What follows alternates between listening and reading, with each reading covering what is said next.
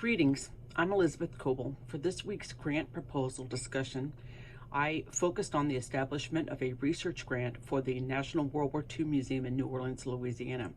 Currently, the museum does have perpetually open internships, both paid and unpaid, but no research grants. World War II was the largest, costliest, and bloodiest war in human history, which involved 56 nations. More than 16 million Americans served in uniform. More than 400,000 lost their lives. With only 80 years since U.S. involvement began, and with less than 120,000 U.S. veterans of the conflict still alive, there is still a great interest in studying and understanding this conflict. Most of the National World War II Museum's holdings are artifacts. They have 250,000 items. And personal accounts. They have 99,000 on hand.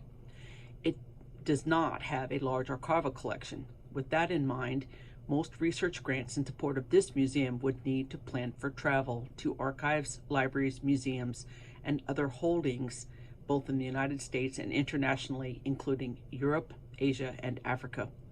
Based on the breadth of the conflict, grants should be based on both museum-generated research requirements and graduate student proposed projects, with options to cover the range of the human experience during the war. Activities would be research and then writing results, submitting them to the museum for inclusion in special and/or new exhibits, educational programs, and publications as examples. I reviewed the consolidated list of fellowship and research grants on the Society for Military History webpage to get an idea about the types, scope, and funding for similar research grants. Many of those listed are affiliated with a U.S. military research facility like the U.S. Army Heritage and Education Center, or with a museum foundation like the Marine Corps Heritage Foundation. Funded research grants for these programs range from hundreds of dollars to $10,000.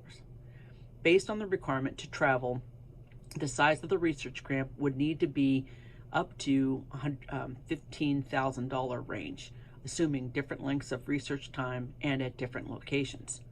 As seen with the George C. Marshall Foundation's program, having a range window, especially when funding is tied to specific projects, is a consideration. The National World War II Museum is funded through a combination of membership fees, ticket, retail, and event sales, and donations and endowments. To set up a research project program that could be funded to support research grants, a variety of already available methods for fundraising could be used. For example, the museum uses electronic message boards and flyers to reach on-site visitors. The museum also uses its webpage and various social media platforms like Facebook, YouTube, and Instagram to support its programs. The museum does targeted hard copy mailings and emails to support fundraising campaigns. The museum also has a major donor staff to manage capital campaigns. Requests to support a research grant program could be added to existing advertising and fundraising appeals.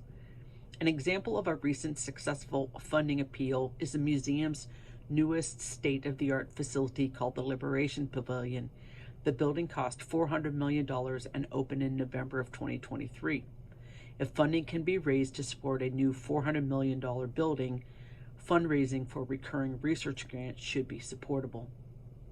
The National World War II Museum is focused on the largest, costliest, and bloodiest war in human history. Currently, the museum does not have a program for research grants. This grant proposal would establish a program focused on studying a conflict in which more than 16 million Americans served in uniform and more than 400,000 lost their lives.